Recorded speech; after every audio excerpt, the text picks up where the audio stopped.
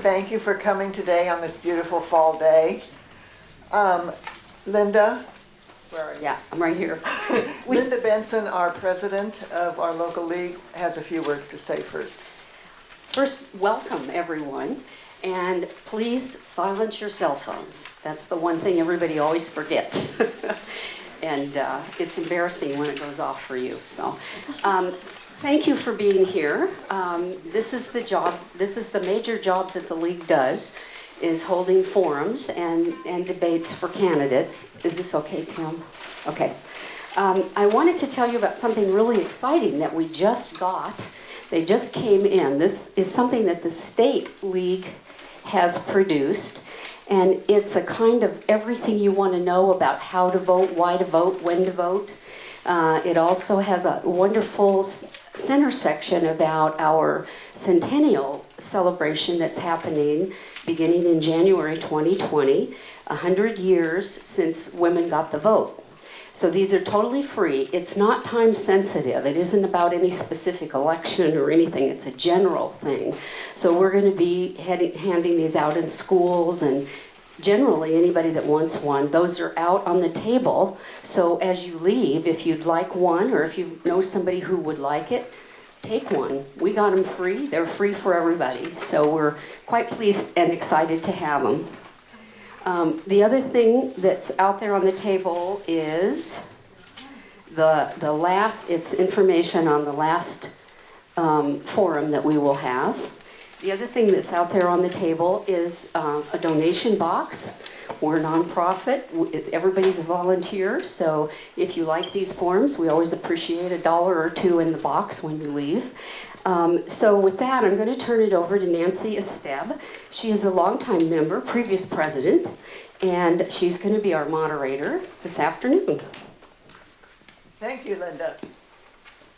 I want to thank the city of Sequim for allowing us to use the council chambers today. It's a wonderful facility and we're really grateful. My name is Nancy Esteb and I'll be moderating today's forum. We have 3 offices to cover today. First is position 3 on the Clallam Fire District Board of Commissioners. Secondly, a seat on the Sequim School District Board of Directors. And thirdly, Clallam County Commissioner for District 1. Our timers are Sharon McGuire and Christy Wilson up there in the front. They'll hold up cards to help speakers stay within their time limits, things that look like that. Please note, it's the League of Women Voters policy to not allow any video or audio recording of our forums unless it has been authorized in advance by the League. And thanks to our videographer, Tim Bry, back there in the back with that equipment, who is recording this event. We'll have a link to the recording on the League's website within the next few days. You can see the website on your agenda. One of these things. This is an agenda. And on the banner in front of me. As our other forums take place over the next couple of weeks, recordings of those events will be available as well. Now I'll ask you to turn off your cell phones, as Linda did, including cameras and other devices that make noise. Note the restrooms are in the lobby to the right as you leave this room, and in case of emergency, please exit through the doors at the back of the room or out through the lobby. Let me say a quick word about the League of Women Voters. The League is a national nonpartisan nonprofit organization whose purpose is to promote the informed and active participation of citizens in their government. Our goal for this afternoon's forum is to provide Clallam County citizens with the information to help them be informed and knowledgeable voters. You can find more information about the League at the membership table out in the lobby or by going to our website. Now, does anyone need an agenda or anything that you managed to sneak in without getting one? All right. Now on to our first panel. Fire District 3 is governed by a 3-member board of commissioners elected at large by all the voters in the district for 4-year terms. One seat is up for election in November. James Barnfather could not attend today, but he has sent a representative, Linda Rotmark. His opponent, Bill Miano, is here. Since we have only one of the two candidates present today, Mr. Barnfather's representative, Linda Rotmark, may read the candidate's opening and closing statements, but she may not answer audience questions. So when it's time for audience questions, they will all go to Mr. Miano. Following the opening remarks, audience members may pose questions to Mr. Miano. You'll have 30 seconds to ask your question, and he'll have 1 minute to answer. League volunteers have index cards and pencils for you, so you can write down your questions in advance if you'd like. Sometimes that works. Raise your hand if you'd like a card and a pencil. And a Magic League volunteer will bring you one. We'll give each speaker up to 2 minutes for closing remarks, and this will happen in reverse filing order. The candidates were instructed to introduce themselves in their 2 minutes or less opening statement by covering the following points. First, why are you running for the Fire District Board of Commissioners? Second, what are your qualifications to be a commissioner? And third, what do you see as the major issue currently facing Fire District 3, and if elected, how would you address it? Now let's hear from Linda Rotmark, representing James Barnfather. Thank you. Jim apologizes for not being able to attend today due to a prior family commitment, but he has asked me to convey the following message. We all have concerns over government spending and taxation. I am running for my third term as your fire commissioner to not only ensure the safety of our citizens and firefighters, but to maintain a sound fiscal management. I have dedicated my entire professional career to the health of our community. Immediately after college, I began my career of 31 years with Seattle Fire Department, earning positions such as emergency medical technician, heart monitor specialist, senior engineering instructor, and obtaining a teaching certificate with endorsements for CPR and emergency medicine. After retiring and making Sequim my new home, I was elected as your fire commissioner and have been serving you for 12 years. During this time, I have advanced my education in these important topics: fire service law, policies and procedures, public records, fire service finances, strategic planning, ethics, labor negotiations, annexations and mergers, tribal relations, and leadership.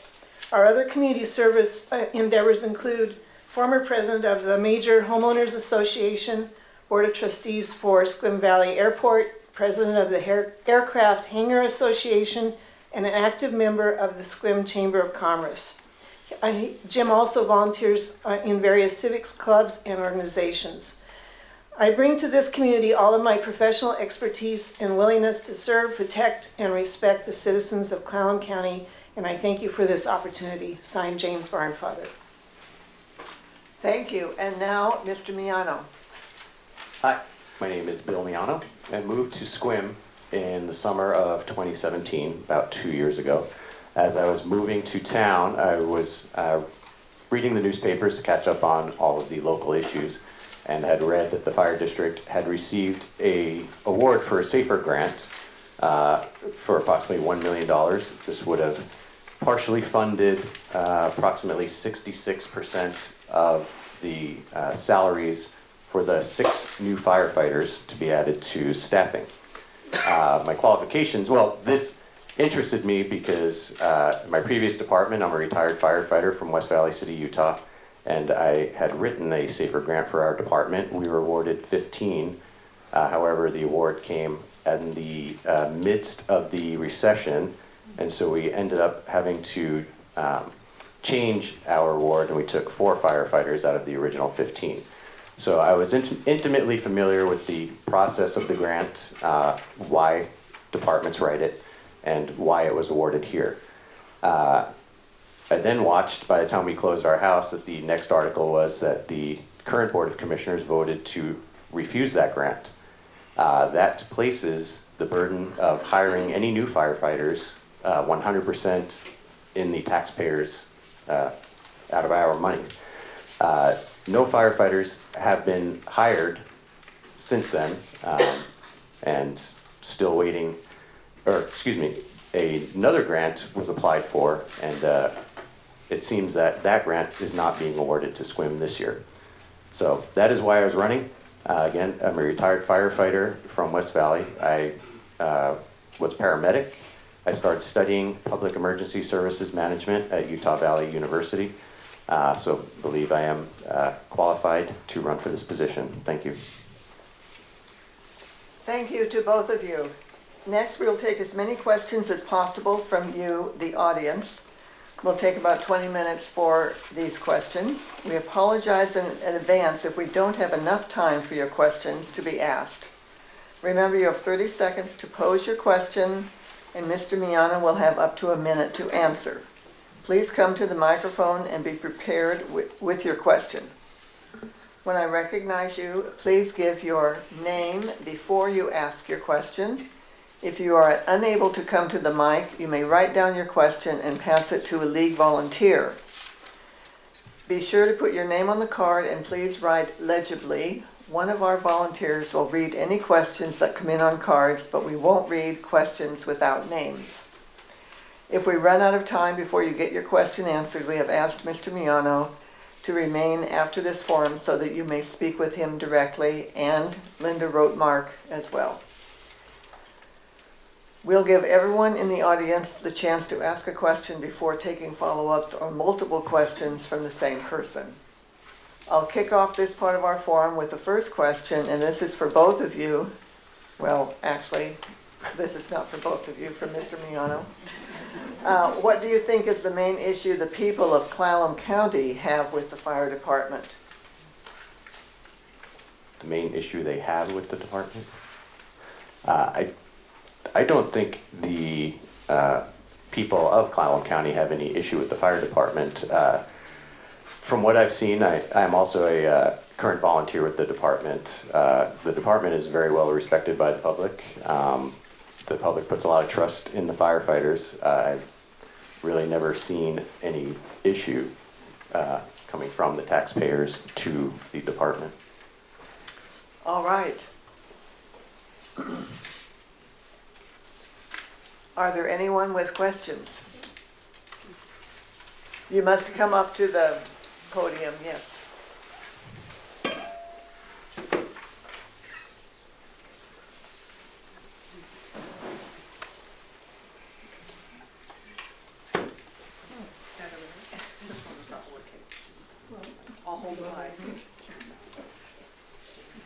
I never heard of those safer grants. We need Could your you name. Darlene Chanfel, Sequim. Could you explain more about them and why the grant was turned down? What were the particulars? So SAFER grant stands for Staffing for Adequate Fire and Emergency Response. The purpose of the grant, it's a grant by FEMA, the Federal Emergency Management Agency, that when you apply for the grant, it's supposed to be seed money to add staffing to fire departments. Part of the grant is you have to justify why you need the staffing, why you can't pay for it on your own, and your plan. There's a cost sharing and your plan on how to pay for it. So in the application, and I did not write the one for Clallam County, but the need was justified. This is to come up to what's considered basic staffing and response standards by National Fire Protection Agency. And then they justified why they need it, because we can't afford 6 new firefighters on our own, and here's our plan to pay for it going forward. From what I understand, again, I wasn't here when this happened, I read it in the newspapers, they turned it down. Are there any other questions from the audience?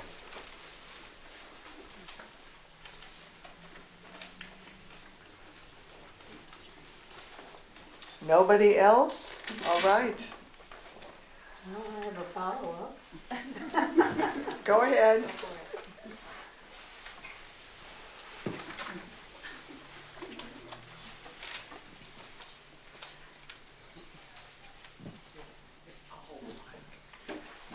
What Arlene Chample. What were the particulars of turning it down? That's what I was really asking about. That, I did not have a say in that. That would be a question for the current commissioners, one of which was Mr. Barnfather was one that voted to turn it down. All right, to wrap up, we'll now move to our candidates' 2-minute closing statements. We'll reverse the order from the opening statements and begin with Bill Miano. Thank you. Once again, hitting on the grants, when I went to the grant writing classes, the biggest piece of advice they kept giving us is when you're awarded a grant, you don't turn it down. The reason is, again, like I said, you already justified your reasoning for why you need it and why you can't afford it on your own.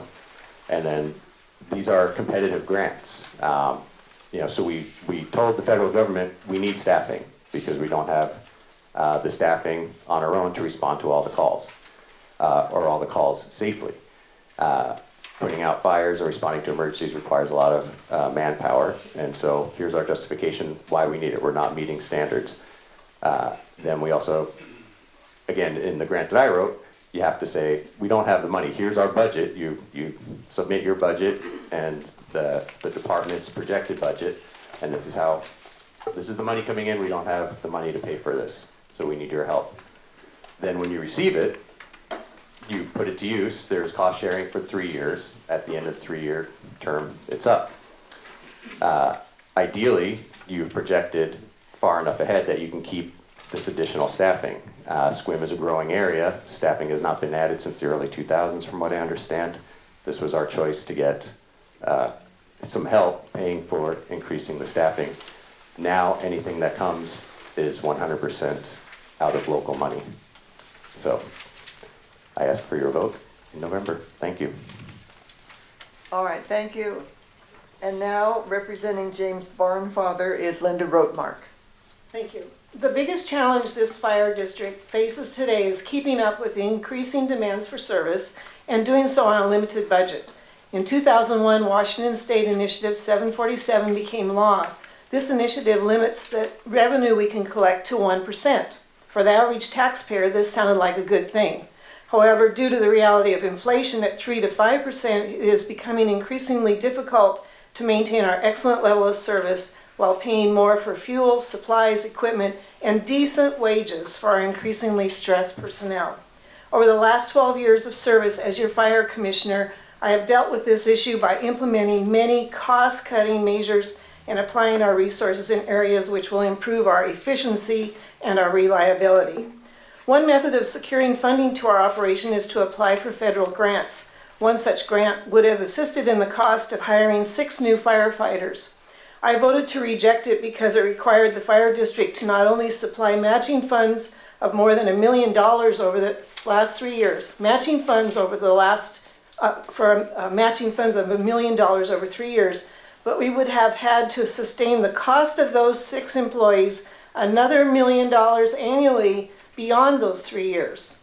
My opponent is among those who believe we should have gambled on accepting that grant and worry about how we were going to pay for it down the road, with potential layoffs just after 3 short years. Experience has taught me the best grants to pursue allow us to hire good people for the long term rather than as a temporary fix, which would require additional community funding. My mission is one of openness, transparency, and sound fiscal management. Being responsible with your money and assuring the finest services to our citizens is not only my goal, but it's my duty. I'm asking for your vote on November 5th to re-elect your experienced and dedicated fire commissioner. Thank you, and once again, signed, James Barnfather. Thank you. Now let's give these 2 candidates a round of applause.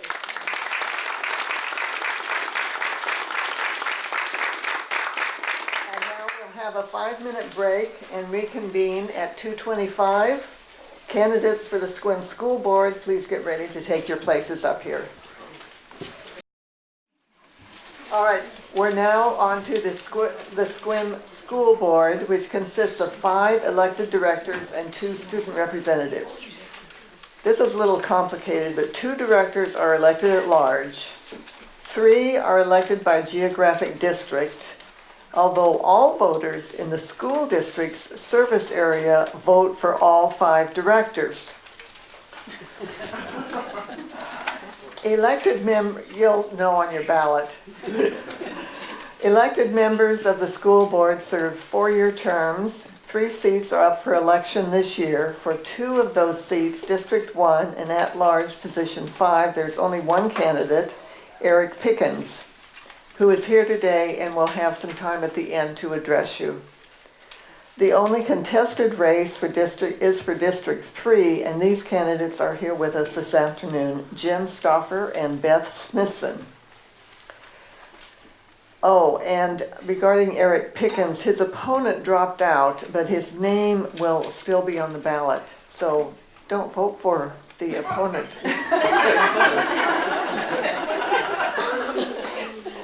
All right, candidates, please introduce yourself in 2 minutes or less by covering the following points. First, why are you running for the Sequim School Board? Second, what are your qualifications to be a board member? And last, what do you see as the major issues facing the Sequim School District? And if elected, how would you address them? Now, the candidates in the order in which they filed for the office. First, Jim Stoffer. Am I pronouncing your name right? That's close, that is Stoffer. It's Stoffer. okay. Jim Think Stoffer. of off when you're turning off that's okay. Am I up? You're up. Hi, I'm Jim Stoffer. I am the incumbent in this district. I've served the last 4 years. I'm also on a few other community boards out there which interact with our school district and helps messaging the needs of our schools. There is a flyer out there which goes a lot more in detail. I think it's important there's 3 things that you probably don't know about me. And so 1, my mom was a school teacher for 35 years. And 2nd, I was in the Coast Guard for 31 years, which part of that role is to do good service in your community. And I think I've demonstrated that the last 4 years and beyond. And then 3rd, my wife and I are parents of a Sequim School grad. She went to 3 of our buildings here, and then she also, because of her dad's work, got to experience schools in another 4 states, but we are Sequim parents. The major issues that we're facing is, 1, we need to hire a permanent superintendent. We have opportunities to increase for our students, continue with the graduation rate. There's always finance questions. We need to right the ship, and I can explain that a little further. We need to continue to work on our facilities plans and our strategic plans, because our facilities are in dire need, and that affects the safety and the learning environment of all of our students. And I appreciate the vote in November. Thank you. Thank you. Now, Beth Smithson. Hi, my name is Beth Smithson, and I'm running for school board director because we absolutely need a change. I have been a part of the Sequim community for over 16 years. My husband, Garrett Smithson, and I currently have 2 boys in the district. Cole is a freshman at Sequim High School, and Kellen is in 4th grade at Helen Haller. Over the last few years, I've watched as the district has had numerous challenges, from personnel issues to bonds. I've decided to run because I've observed how the board of directors have been divisive and not aligned to priorities due in part to the lack of a strong leader. I believe that we need a strong superintendent that can make the hard decisions. I will fight for the permanent hire of an experienced superintendent who will, with the support of myself and fellow board members, improve morale by being supportive of both students and teachers, and one that will manage the resources of the district wisely.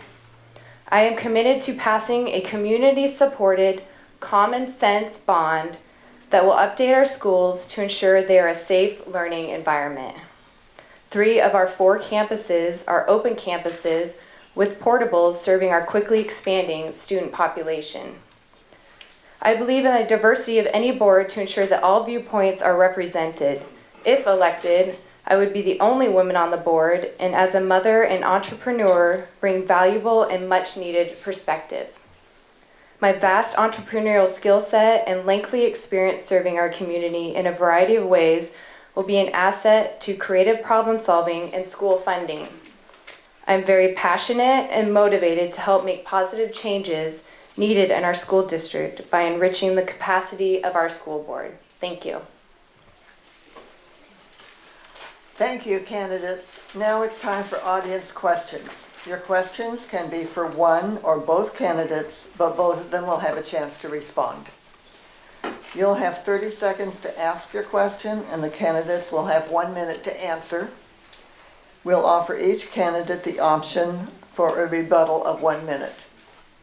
Please come to the mic and give your name. Raise your hand if you'd like an index card if you can't come to the mic, to write down your question, and be sure to put your name on your card.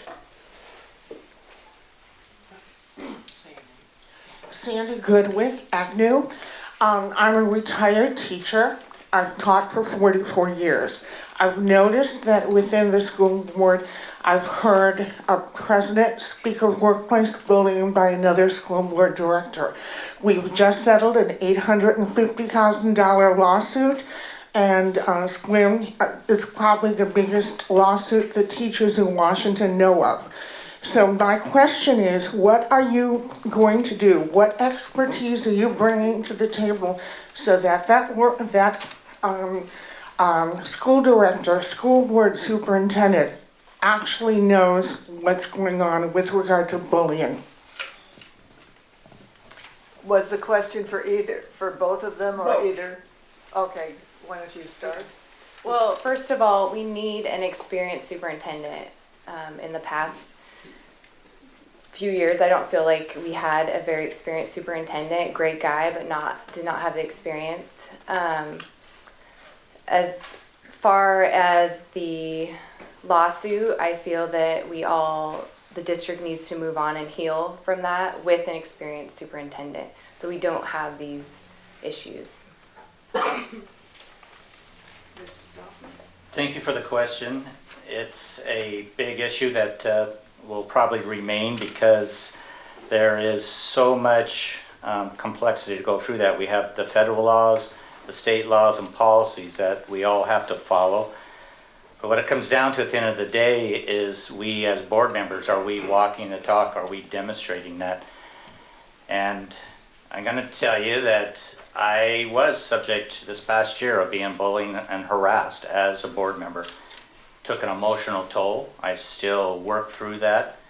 But I will never stop advocating for our students and our teachers and our school systems and our buildings. Thank you. All right, would you like a rebuttal? No. All right, great. Any other questions? Hi, I'm Madeline Pickens. I'm a sophomore at Sequim High School, and I'm concerned about drug use in the high school and even now into the middle school. On the school board, how will you handle the issue of drug use in our schools? Mr. Stoffer? Thank you for that question. There's one of our students. Again, we have to follow our policies that are come down from the federal level. And it also involves at home and what are our parents doing and passing that message and instilling that. It's not just the board, it's not just the teachers, but the parents have to start. And then also peers, telling your fellow students that this is not right, and providing tools that we can sit down and have a conversation with those students, with our parents, and the board will follow the policy and hold teachers and staff accountable. So, thank you. Ms. Smithson? Yeah, I agree. Policies, reaching out to those kids, helping them. Their home life may not be the best, so definitely creating maybe an after-school program or something where we connect with these children to help them. Thank you. Would you like a rebuttal? I'll just Yes, I've also on the Prevention Works Board, in which where we promote positive childhood experiences throughout Clallam County. The vision of that is that all children will thrive. So yesterday I attended a training session on what are some of the other tools that we can have for our students, and I would hope to have those available when we come December, when I take office again. Would you like a rebuttal? Yes, I know that vaping is a big deal right now, and I don't know exactly what a teacher can do, but as a policy or, with cell phones, like, can they take it away? But I feel like that is a big thing that we need to address, and, not taking the doors off the stalls in the boys' bathroom is gonna solve it, So I want to get in there and help solve these problems.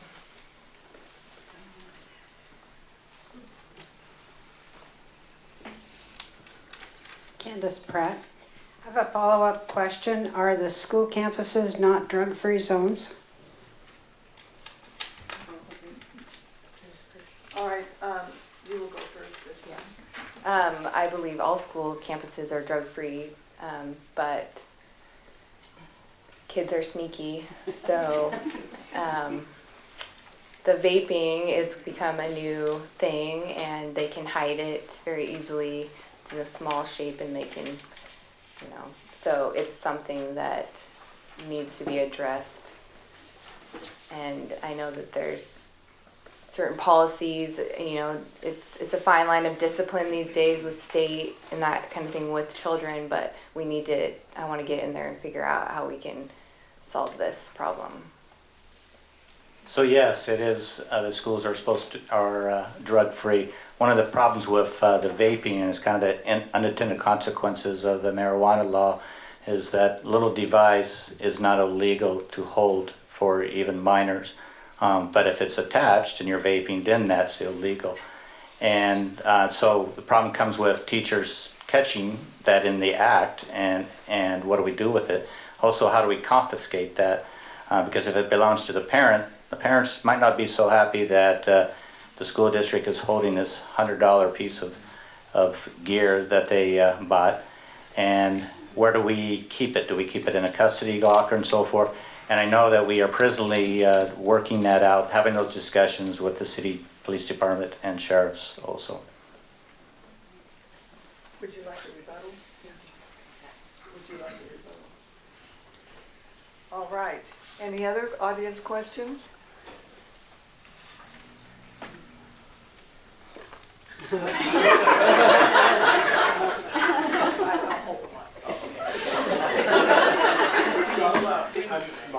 Mark Ozias, and I was at an event the other night with a couple of Sequim students, middle school and a ninth grader, and they spoke to a desire to find more meaningful ways to involve adults with students and field trips and other sorts of activities. And I'm wondering if either of you have any thoughts you'd like to share about how we might be able to do more of that in the future. All right, Mr. Stoffer first. Yes, I'll speak directly to my legislative work, which involved student voice, and which I took students from both Port Angeles and Sequim, and then the rest of our director area, which is the 15 school districts throughout this area, to Olympia, where they testified on the needs of our schools and what it meant from them as a student, which is very powerful. Our legislators, they hear from us, school board members, a lot, and what turns into a talking box, but they like to hear from the students. So I've been a very strong advocate of getting our students involved, and that's why we have students on our board, we have students on the League of Women Voters, several other, and their voice is most important. Yeah, I'm sorry, you spoke field trips, correct? Or Yes, just yeah. either at field trips or other ways to creatively engage more adults with students in a meaningful way. So I talked to a few teachers, and I know that money is an issue. They are only allowed, like I say, $100 for a field trip to take their students. So that doesn't even cover a bus to wherever they want to go. So I know a lot of that is out of pocket for some teachers, or they can go to where they can just walk in the, in the city. So I feel that if we could maybe put some more money, because teachers want to do stuff with their children, they want to go out and they want to have fun, and then they could involve parents that also would be willing to. So, yeah. Would you like a rebuttal? Good. Thank you. Any other audience questions? All right, thank you, everyone. To wrap up, we'll move to our candidates' 2-minute closing statements. We'll reverse the order from the opening statements and begin with Beth Smithson. Okay. The old way hasn't worked. We need a change, a new perspective. My goal is to build trust in the community so we can pass a common sense bond for our students. Thank you all for coming out today. I hope I've gained your support. Thank you. That was short and sweet. I know. Mr. Stoffer. Yes, thank you first to the League of Women Voters, and thank you for our community members being here today. As the most tenured school board director, I'll have 4 years on 4 December. It's critical to have consistency throughout our board and that connection, because a lot of these projects are long-term for strategic planning, our budget, facilities planning. And in those last 4 years, I've missed about a total of 3 meetings in there. I labor tirelessly to ensure positive relationships between our community, the state legislator, and our district, creating a support system for our students. The campaign process is difficult at best at times. I believe in always acting in a professional manner with honor and integrity.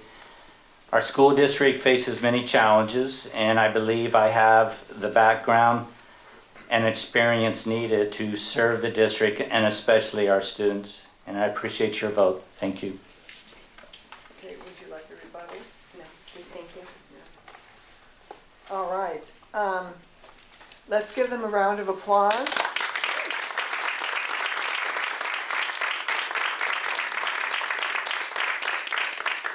All right, we'll take another 5-minute break and reconvene at 2:48. All right, we're ready to begin again.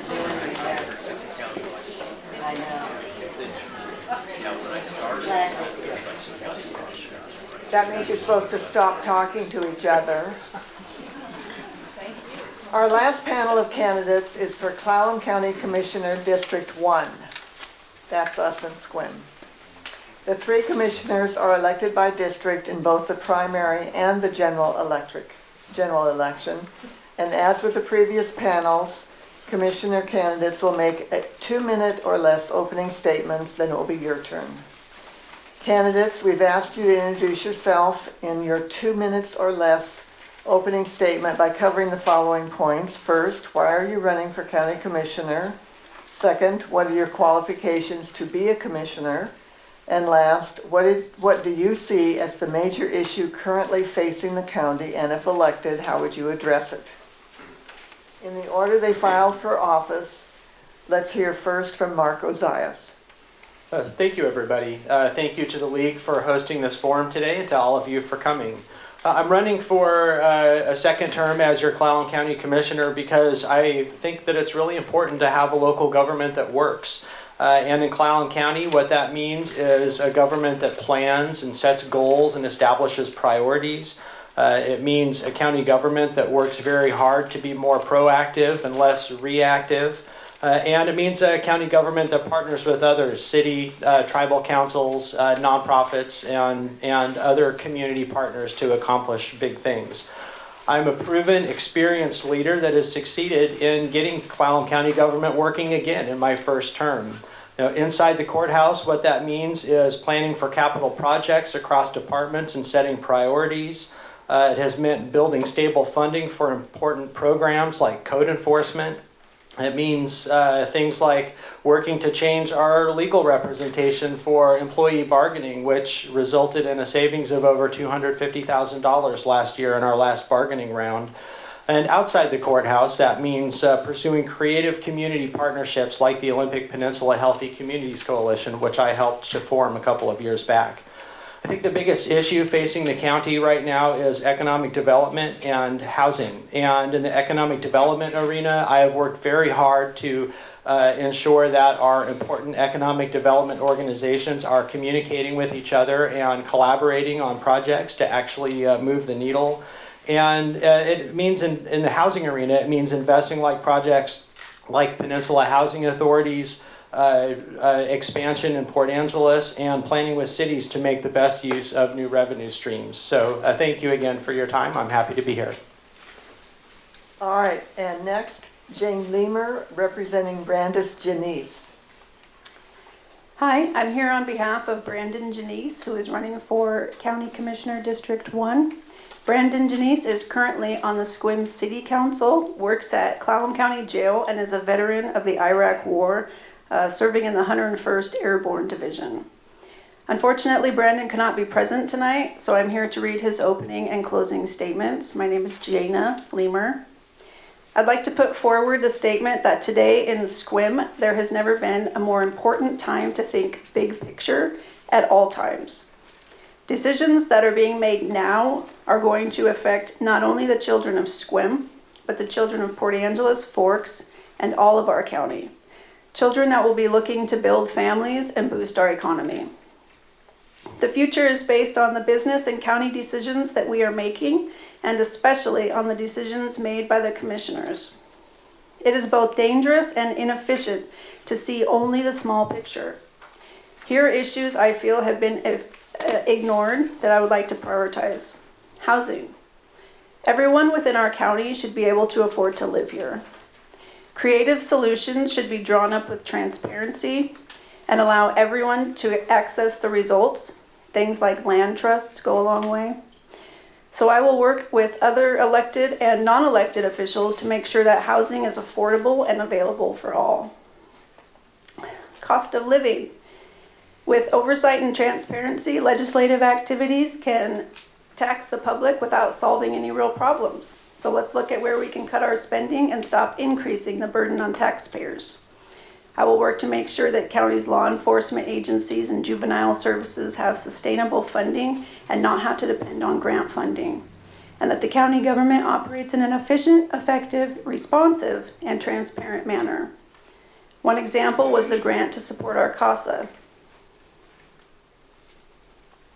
You may keep going. When the grant ran out, You can finish your, it's up to the Finish your moderator. sentence. okay. Finish your sentence. When the grant ran out, there was no other option but to cut off the support. Thanks. Thank you both. Thank you. And now Mr. Ozias? Or did we do you already? You're right, you did me already. Thank you. Now it is time for audience questions, and remember we have 30 seconds to ask your question, and the candidates will have a minute. Well, one candidate will have a minute to respond. And please line up by the mic over there. Anyone?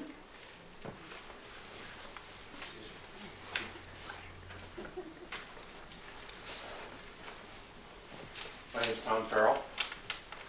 Live in Sequim. No one's talking about the potential for the medically assisted clinic we may have. I'd like to hear your thoughts on that. Go ahead, Mr. Ozias. Sure, thank you for the question. I, along with every regional and local healthcare partner, with law enforcement, and with many members of the community, I am supportive of this clinic proposal. And there are a variety of reasons why the opioid epidemic has hit Clallam County particularly hard. And your local leaders have been working diligently to achieve some gains and to try and make some progress in this arena. And this particular type of service, which is not currently available anywhere in our county or in our region, is something that is desperately needed and will serve many people in Clallam and Jefferson County and help to improve our community and to improve community health. I'm sorry, you don't get to. Anyone else with a question for Mr. Ozias?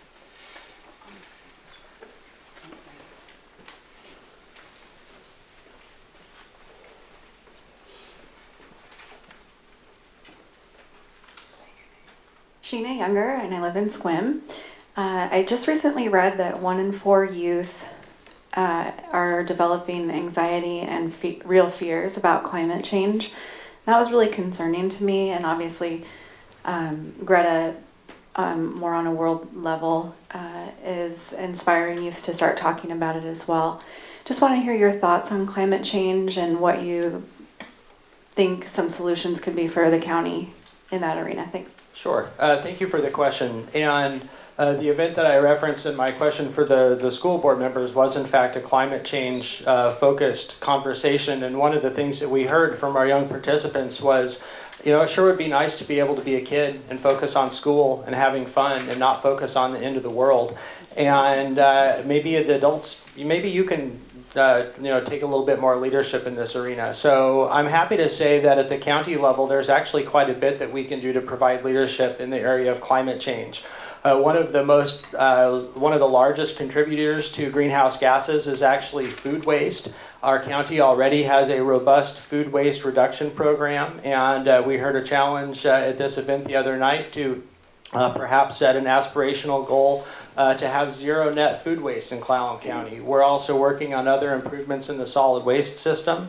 We're looking to partner with other organizations and to support renewable energy and really quite a wide variety of other things. Thank you. Any other questions?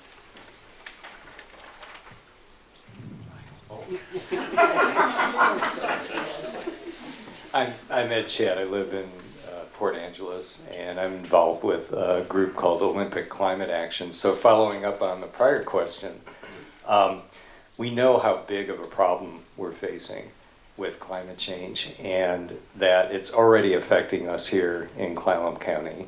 It's going to get worse. And it's becoming increasingly clear that the scale of the problem is such that we need action at more than just what the local level can do. So another question is, what can our local officials do to help the kind of action at the state and federal levels that we really need? Oh, that's a good question. And, I think that one of the best ways to think about that is we have a lot of opportunity for creativity here in Clallam County, and we have an awful lot of creative people. And I think that as we develop local solutions to problems that aren't just local problems, that those are models and examples that other communities might be able to learn from. And I also think that it's important to understand what work is going on in our state legislature and in federal government around climate change at the state level, where there are positive efforts to address climate change. Then we can look for partnerships that will help support local solutions. At the federal level, where there is no support or acknowledgement of climate change right now, we can work at every opportunity to let our federal government partners know that climate change is real, that it impacts citizens of our county, and that it's something that we care about. Any other questions from the audience?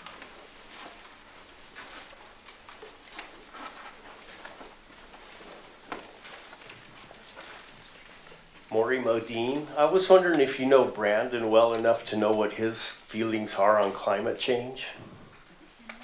That's sort of not in the rules. in that if someone can't be here and sends a representative to read their statements, then they don't get to answer questions. I'm sorry. Okay.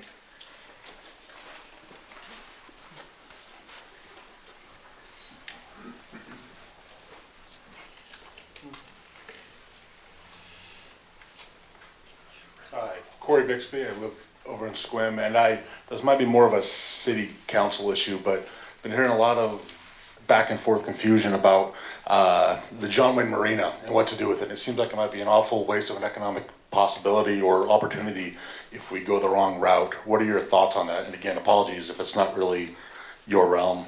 Yeah, no, thank you for the question. And it's always nice to have a question that isn't directly the responsibility of county government. I think for me, the key here is that the public very clearly wants to ensure that that remains a public asset. And I believe that there is a solution to be found between the city of Sequim and the port and potentially the Jamestown Clallam tribe. It is up to those potential partners to hammer out a solution, but I believe that they have heard the public loud and clear that not only is public access important, but public ownership is important. And I'm happy to see them working together to pursue that solution. Okay, any other questions?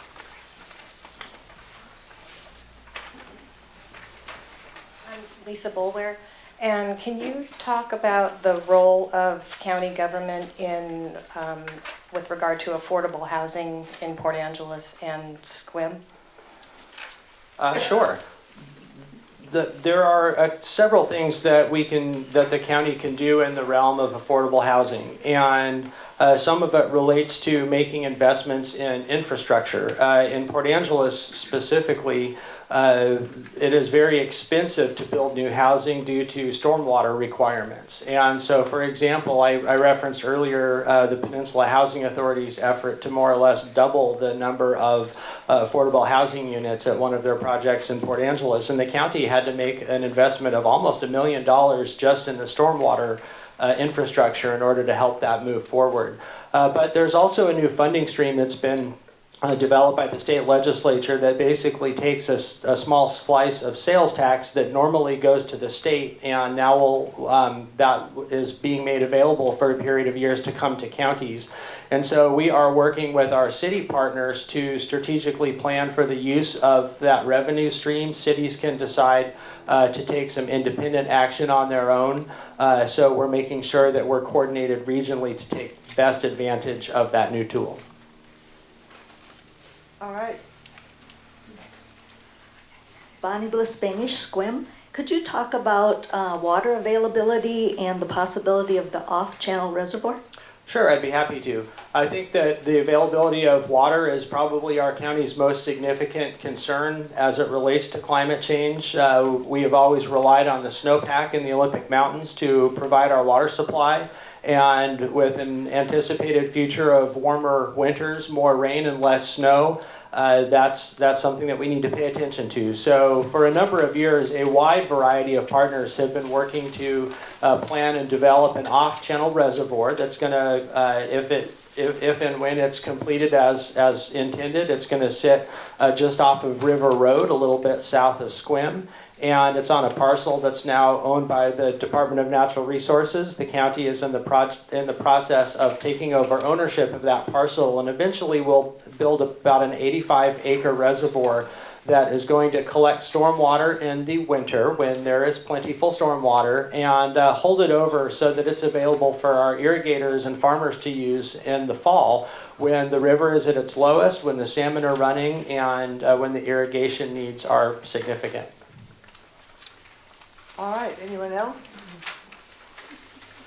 Hi, Brandon Gibson. I live in Sequim. So kind of also on the note of affordable housing is being able to pay for that housing. In my day job, I work for Employment Security WorkSource, regional supervisor for that. And we know that our biggest employers here are hospital, the tribe, government. Outside of that, we're pretty much a tourist industry and some other things. So any kind of ideas on how we can do some impact on improving the available jobs and wages within our area? Sure, and thank you for the question. And this is something where I take a broad view. And fundamentally, I think our various economic development entities have to work in partnership or else we make absolutely no progress. And so that's been a significant portion of my work the last few years. And part of what I mean by that is when we talk about a broad range of economic development organizations, I mean everything from the Clallam County Economic Development Corporation, which among other things focuses on what I think of as big picture economic development and how do we lure medium and big sized fish to our county and support the businesses that are here, all the way down to new and innovative programs that are providing training for entrepreneurs and really supporting small business owners and developing a pipeline of support and education that helps people move from an idea to vetting that idea to what does it take to put a business together to how do we secure some funding to how do we ultimately be successful over the long term. Thank you. Anyone else?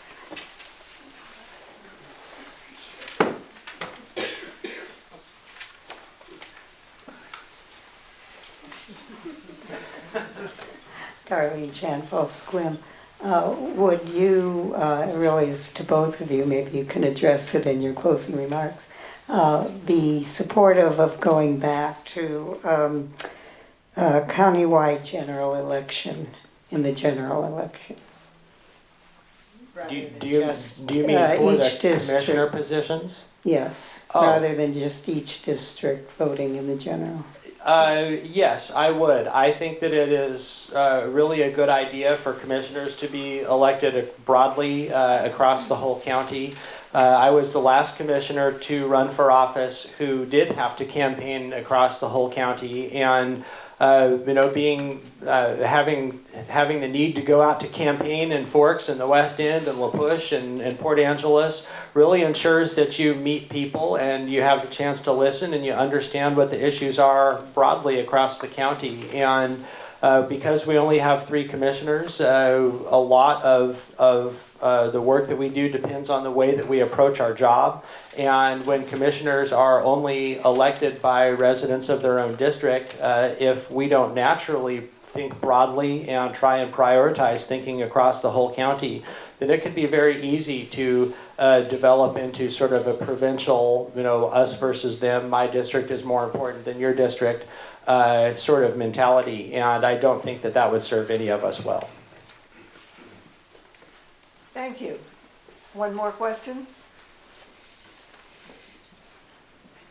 Hi Mark, I'm Sarah Castell, and I'm wondering about creating new housing and the schools, because already the schools are overcrowded, there's no space for new people to come into the schools, so I'm kind of wondering how can Clallam County work with Sequim School District? Is it a us versus them type of thing? No, and I don't think that anything in local government or in life really is us versus them unless we decide to make it that way. And so what I see is a lot of struggle in our community to try and figure out how we can move the needle in a substantive way. I understand that in Sequim, something approaching 10%, correct me if I'm wrong, one of you school board members here, of students in the Sequim school district are couch surfing and or homeless. That's a significant problem. So not only are we working, as I mentioned earlier, in several different arenas to try and move the needle on building more affordable housing, but I think that we also have to focus on providing immediate support and assistance for the students who don't have housing right now. And that's something that the city of Sequim has taken some creative leadership on. There's a group of 8 or 9 nonprofit organizations that have come together in Sequim to help try and make some progress in in this housing arena and in others. Thank you. Anyone else? All right, thank you for your questions. And to wrap up, we'll now move to our candidates' 2-minute closing statements, and we'll reverse the order from the opening statements and begin with Jayna Lehmer. Over the last few years, as I listened and worked with countless residents, city employees, and volunteers, this big picture came together for me. As a county commissioner, overseeing people from our most vulnerable citizens to the most powerful local businesses, I am aware that in my hands would lie big decisions affecting taxes, funding, and new development. And in all of these decisions, when 1 or 500 or 2,000 people of Clallam County have something to say, I pay attention to that, and I prefer to respond in person. As a fair and loyal public servant, a commissioner should go the extra mile to listen and make change according to those who live and work in this wonderful community. This type of work is a balance and requires a lot of one person, but it can be done. There is only one Clallam County District 1 Commissioner, and we all want the best. With your vote, I would be honored to be chosen for that position and make the changes for the difference that we need over the next 4 wonderful years. Thank you. And now, Mr. Ozias. Thank you again. It has been an absolute honor to serve as your commissioner for the last almost 4 years. I very much enjoy working with my colleagues on the commission, despite the different letters that we each have after our names when they appear on the ballot. And I'm really proud to say that they recognize my leadership and appreciate the style of leadership that I promote at the county, as evidenced by them asking me to serve as chair of the board for the past 3 years. I'm also proud of the accomplishments that we've made in improving county government, in building creative and effective partnerships that are starting to address some of our most vexing issues, and the progress that we've made on long-term challenges like climate change, emergency preparedness, and others. So I am really excited to keep working for you for another 4 years. I appreciate the opportunity to be here today, and I would appreciate your vote when the ballots come out in a few weeks. Thank you very much. Thank you, and I'm going to ask for your applause, but don't leave because we have some more things to tell you.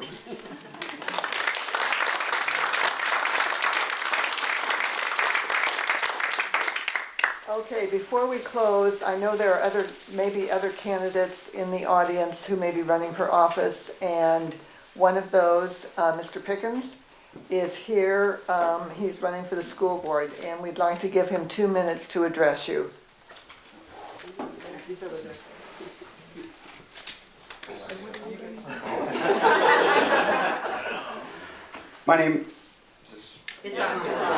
My name is Eric Pickens, and I'm running for Sequim School Board position number 5. And I have 2 daughters, one first grader, one sophomore, attending school here in Sequim. And I work as a teacher in the Port Angeles School District. And as a current teacher and also a Coast Guard veteran, I am passionate and dedicated about public education and public service. Having the perspective of a current classroom teacher on the school board will prove to strengthen our board and its decision-making ability. Over the past several years, in addition to being a teacher, I have dedicated myself to advocating for public education on a local, state, and national level. I've made countless trips to Olympia over the past several years to advocate for adequate funding for our schools. I do not believe that students in the Sequim School District should have less educational opportunities than students on the I-5 corridor. The state is constitutionally obligated to provide adequate funding for basic education. This is important work that I will continue to do as a member of the Sequim School Board. As a school board member, I will fight to ensure that every student is equipped with the tools and resources and opportunities to ensure their academic success. And Sequim School District must provide the best for our children and to support our dedicated teachers and staff and effectively prepare graduates to be ready for college or careers. I will continually strive for excellence, ask difficult questions, and demand thorough and transparent answers. I have a proven track record and experience of supporting public education. And even though my opponent has dropped out of the race, I would urge you to still show your support and vote for me, so I know that you want to work together to make Sequim schools the best they can be. So for dedicated, passionate, experienced community leadership, please vote for me, Eric Pickens. Thank you.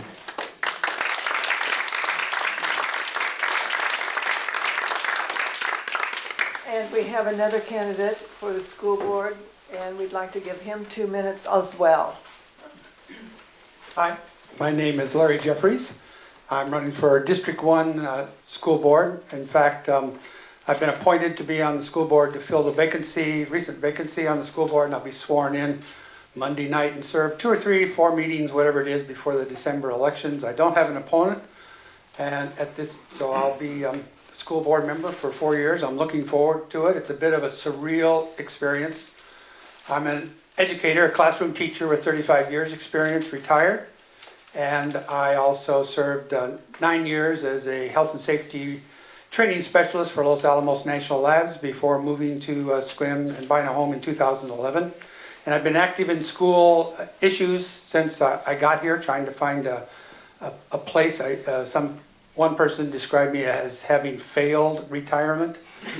And I have been a member of the Community Truancy Board here in town, working with students that for whatever reason are having trouble getting to school and trying to come up with positive reinforcement to help them get back on track. I'm also vice president of the Sequim Education Foundation, and my main role there is working with Science Cafe. I've been on the strategic planning committee as well, and attending most of the school board members, trying to absorb as much as I can. One of the reasons for that is when I first moved to town, my question was, what's with the facilities? Why hasn't Sequim kept up with facilities? And so that was one of the things that got me most involved. And from one thing led to another. Like I said, it's a bit of a surreal experience. I plan to serve that 4 years and work as hard as I can for Sequim students to improve their achievement and success. We need to do some repair in the community support and within the schools, and I think we're well down the road on that. So I'm looking forward to working with the rest of the school board, with the staff, and serving the community and getting to know you better and hearing what you have to say. Thank you.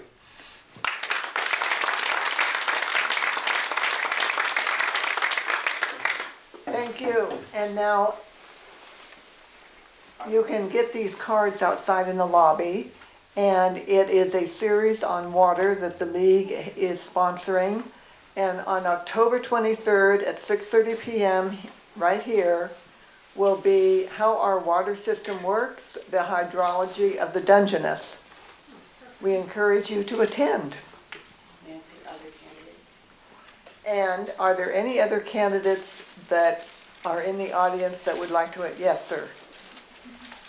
Do I need to go to the mic? My name's Maury Modine. I'm running for Port Commissioner. I live in Beaver, so I'm running for District 1.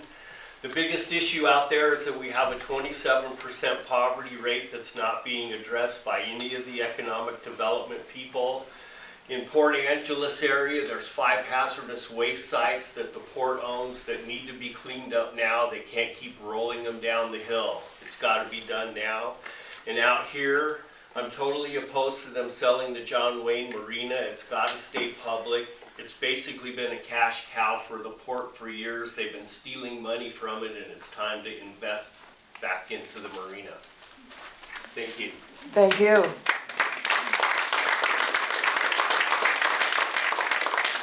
When you, yes, Candace? Candace Pratt, and I'm running for the Charter Review Commission.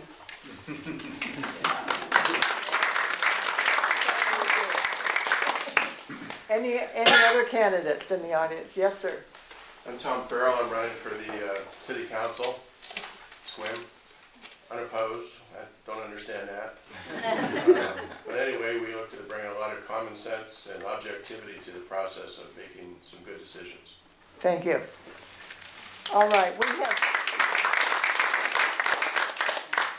we have an evaluation form that you were given when you came in.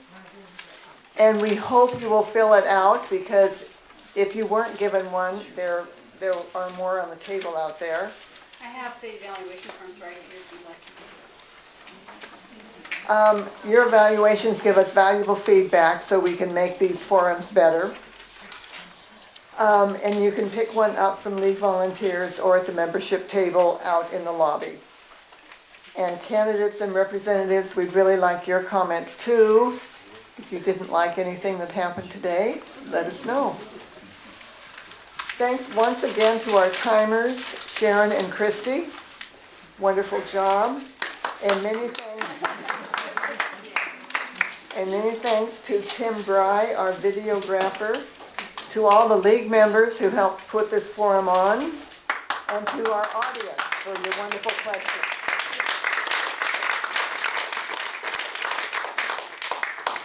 I hope all of the candidates will stick around for a while to take some one-on-one questions after we adjourn. And if you had questions for the people who, like Ms. Lehmer, who couldn't answer your questions, maybe she can after the forum ends. We have one more forum set up for this coming Tuesday in Port Angeles at 6:00 p.m. at the Port Angeles City Hall. We'll have the candidates for Port Angeles City Council on the first panel and speakers regarding the affordable housing sales tax on the second panel. League volunteers have flyers with this information if you'd like one. And remember that in Washington, you can now register to vote up to and including Election Day, November 5. You can also go to votewa.gov to verify that your voter registration is up to date. And ballots will be mailed out to all voters on October 16, and they must be postmarked or dropped in a drop box by November 5. Please remember to register and to vote. And thanks again for coming.